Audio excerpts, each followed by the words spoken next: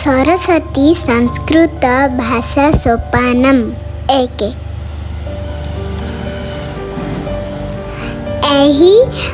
ଏହି ବିଷୟଟିକୁ ବନେଇଛନ୍ତି ମୋ ବାପା। ଆଉ ପଢ଼ି ଶୁଣାଉଛି ମୁଁ। ମୋର ନାମଟି ହେଲା ଆରାଧ୍ୟା ପଣ୍ଡା। ଗୁରୁଜୀ ଗୁରୁମାଙ୍କର ଆଶୀର୍ବାଦରୁ ମୁଁ ଏହି ବିଷୟରେ ଆଜି ପଢ଼ୁଛି। କିଛି ତ୍ରୁଟି ଥିଲେ ସାଙ୍ଗମାନେ ମୋତେ କହିଦେବେ ବୋଲି ମୋର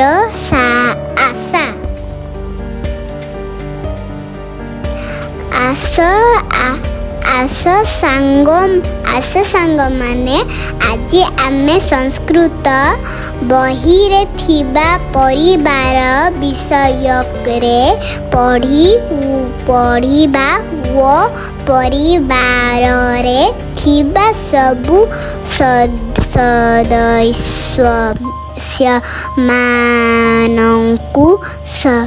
ସଂସ୍କୃତରେ ଅନୁବାଦ କରିବା। ଆସ ଡେରି ନକରି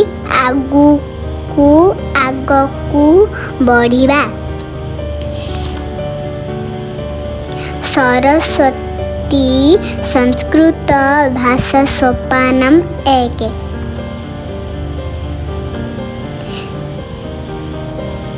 नमो गणेश विघ्नेश गिरिजानन्दनं प्रभो मम विघ्नविनाशाय गणाधिपतये नमः।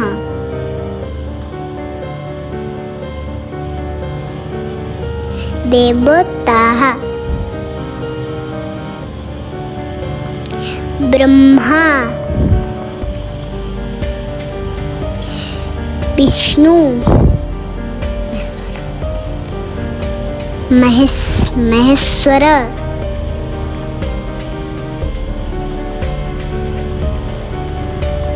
परिवारः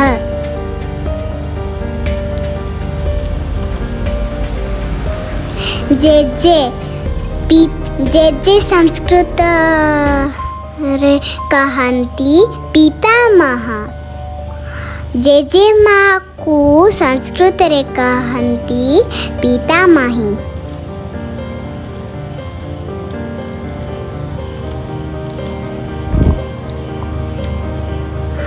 बड़ बापा बा ददेई संस्कृत रे कहन्ति ज्येष्ठ पिता।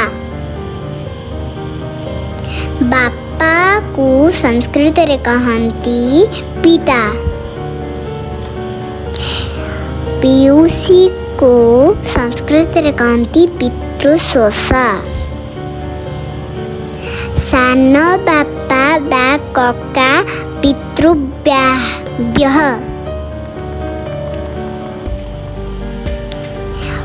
अज्जा को कहन्ति संस्कृत रे मातामह। आई को कहन्ति संस्कृत रे मातामही।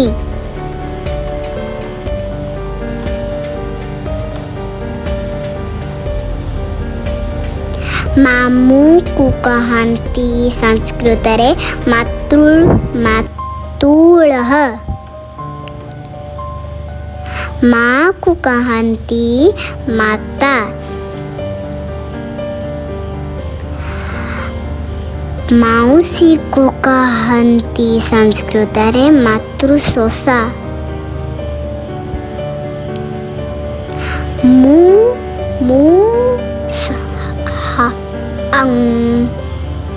अहं भाई को कहन्ति संस्कृत रे भ्राता।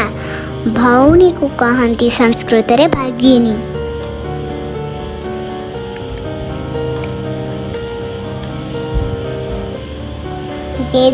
जेजे बापा को कहन्ति पितामह।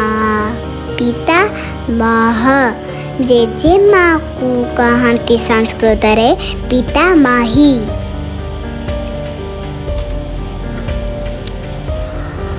अजा को कहती संस्कृत रे माता महा। आई को कहती संस्कृत रे माता माही। बापा को कहती संस्कृत रे पिता। माँ को कहती संस्कृत रे माता। बड़ बापा बा देदेई ददेई को कहती संस्कृत रे ज्येष्ठ पिता। बड़ माँ बा जेठेई को कहती संस्कृत रे ज्येष्ठ माता। सान बापा बा कका को कहती संस्कृत रे पितृभ्यः। सान माँ बा खोड़ी को कहती संस्कृत रे पितृभ्य।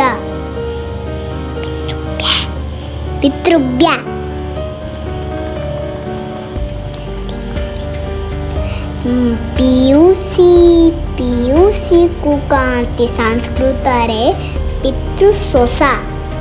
पीयूषा को कहती संस्कृत रे पितृभगिनी पति।